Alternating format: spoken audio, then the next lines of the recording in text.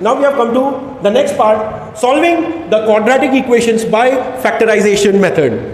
So I have taken two questions, दो quadratic equations यहाँ पे लिया हुआ है, उसको मैं आपको solve करके दिखा रहा हूँ. तो already मैंने solve करके रखा है और मैं आपको अभी डिटेल में explain करूँगा, इसको जरा ध्यान से देखिएगा. ये factorization एक compulsory question है, उसलिए ध्यान से. x square minus 4x plus 4 equals to 0. On comparing with ax square plus bx plus c equals to 0, a is equals to 1, a is equals to 1, b is equals to minus 4 and c is equals to 4. a is equals to 1, b is equals to minus 4, c is equals to 4. So हमें सबसे पहला लिखना है सम का मतलब है ये middle term. So b is, ये जो मिडिल टर्म है b वो -4 है. एंड प्रोडक्ट का मतलब है फर्स्ट एंड लास्ट टर्म के जो कोएफिशिएंट्स है a एंड c उनको मल्टीप्लाई करना है और मल्टीप्लाई करके एक आंसर लेके आना है. तो यहाँ पे 1 into 4 हो गया 4.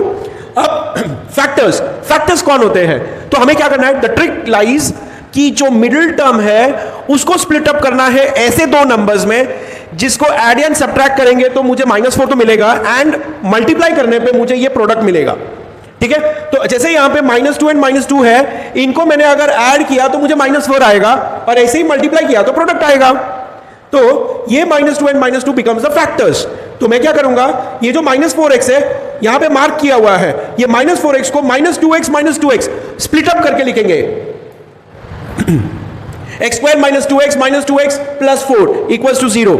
फिर ये स्टार्टिंग के दो टर्म से जो कॉमन है वो बाहर निकालूंगा. तो इधर x कॉमन है वो बाहर आ गया. अंदर ब्रैकेट में क्या रह गया, यहां से एक x यहां से एक 2, तो अंदर ब्रैकेट में आ गया x -2. और यहां पे से -2 को अगर मैंने बाहर निकाला तो इधर से x और इधर से -2 आ जाएगा. अब ये दोनों ब्रैकेट कॉमन आना जरूरी है. तो यहां पे जैसे ये दोनों ब्रैकेट सेम आता है तो ये दोनों ब्रैकेट का कॉमन मैंने बाहर निकाल लिया x -2. जो बच गया x -2 उसको दूसरे ब्रैकेट में डाल देना है इक्वल्स टू 0. अब दोनों ब्रैकेट सेम दिख रहे हैं तो आप उसको अलग अलग लिख दीजिए. x -2 equals to 0, x -2 equals to 0. So -2 वहां पे चला गया, बिकम्स x इक्वल्स टू 2. इधर भी वही है, तो हमें x इक्वल्स टू 2, इधर दोनों ही सेम आंसर आ रहे हैं. ये जो है x इक्वल्स टू 2, इसे हम roots of the equation, zeros of the polynomial या फिर values of the given quadratic equation के बारे में भी हम इसको बोल सकते हैं. So solving the quadratic equation by factorisation method. अब एक दूसरा क्वेश्चन यहां पे मैंने आपके सामने लिया हुआ है, इसको भी हम लोग वही प्रोसेस से देखेंगे दोबारा.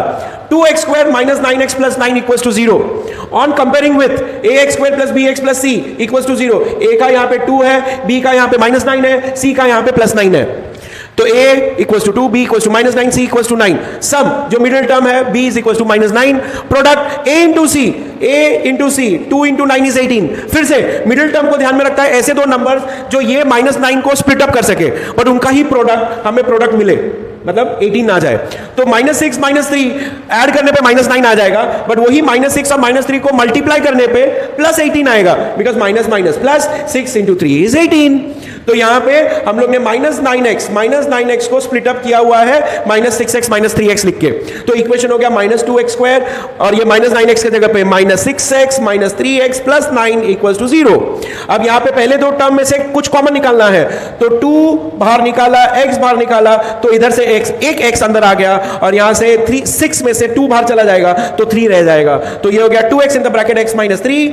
अब यहां पे सेकंड ये दोनों टर्म में से -3 को बाहर निकाल दिया तो इधर एक x रह जाएगा और ये प्लस का माइनस हो जाएगा और ये 9 में से 3 बाहर चला जाएगा तो यहां पे एक 3 आ जाएगा. अब ये दोनों ब्रैकेट सेम आ गया, उसको कॉमन बाहर निकाल लेते हैं, जो बच गए उनको एक दूसरे ब्रैकेट में डाल देंगे.